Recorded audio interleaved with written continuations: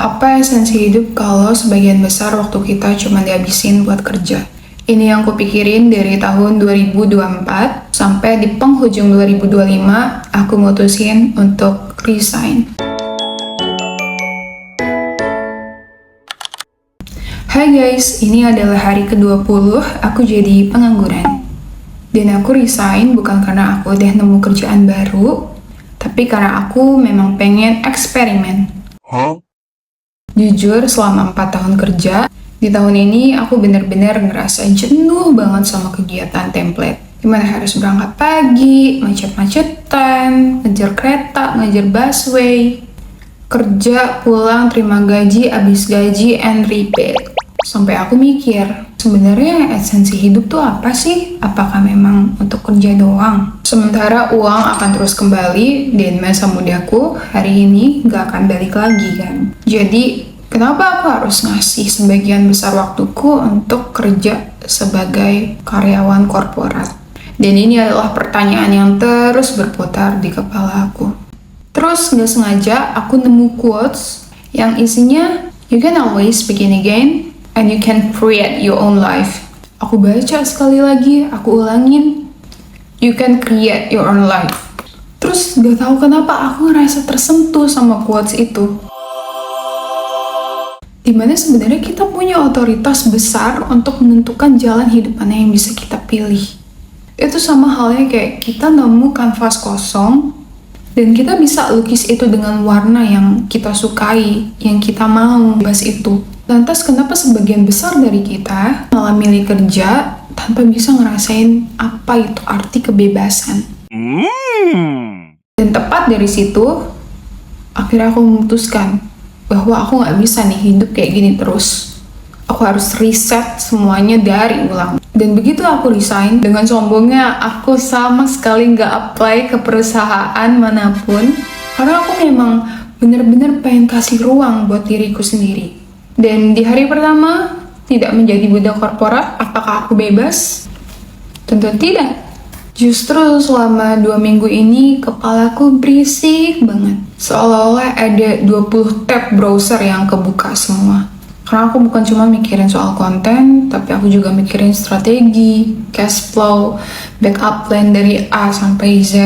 Kayak dalam 2 minggu itu, hidupku masuk dalam mode R&D.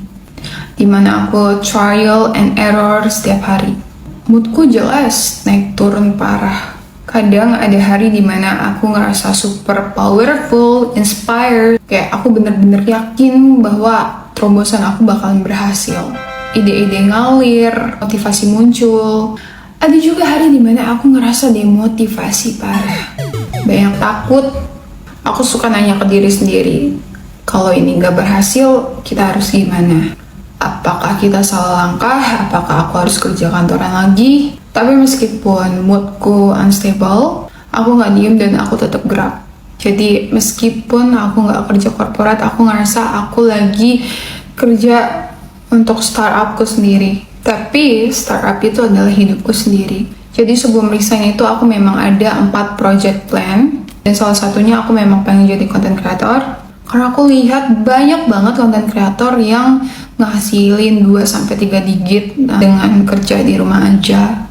Meski akhirnya aku tahu mereka butuh waktu 2-4 tahun untuk sampai di titik itu.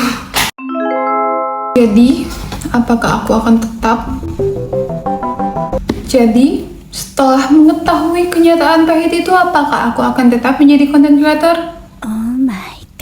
Lucunya, dari semua kios ini, aku malah makin kenal sama diriku sendiri. Dimana aku sadar bahwa ternyata aku bukan tipikal orang yang mau WFH doang. Bukan karena gak produktif, tapi karena jiwaku tuh butuh suatu movement. Aku butuh stimulasi. Ketemu orang, ke tempat baru. Aku tuh butuh suatu hal yang unpredictable. Tapi di sisi lain aku juga sadar bahwa aku tuh gak suka onsite terus. Terlalu monoton, kaku. Dan aku pikir aku mau kebebasan total ya dengan bekerja full di rumah. Tapi ternyata yang aku butuhin tuh cuma fleksibilitas.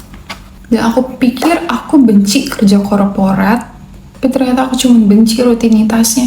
Aku tuh bukannya mau kerja dari rumah terus, tapi aku butuh variasi. Dan aku baru ingat satu hal yang aku lewatin. Jadi dari semua kerjaan yang pernah aku coba, yang paling bikin aku excited itu ketika menjadi account eksekutif. Padahal aku introvert guys. Dan rasanya tiap mau meeting sama klien-klien besar gitu, udah pasti deg-degannya tuh parah. Tapi nggak tahu kenapa pas aku ketemu sama orang baru, aku mampir ke tempat baru, aku diskusi, aku negosiasi sama klien, itu rasanya seperti ada spark yang bikin aku ngerasa hidup. Dan yang baru aku sadarin, meskipun aku introvert, ternyata aku butuh energi dari manusia lain yang bikin aku ngerasa inspired.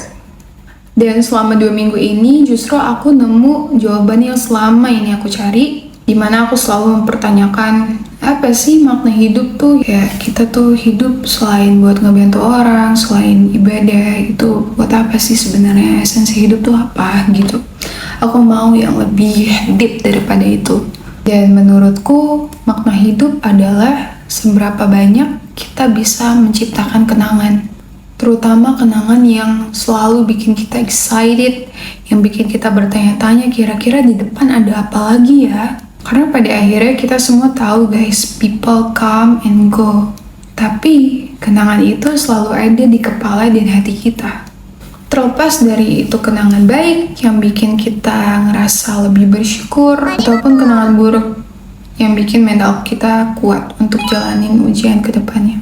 Dan mungkin kalau teman-teman di sini ada yang mau resign, pelajaran yang bisa kalian ambil dariku adalah jangan resign cuma karena FOMO, apalagi termakan dengan gimmick content creator yang bilang bahwa ngasilin uang segampang ini bla bla bla.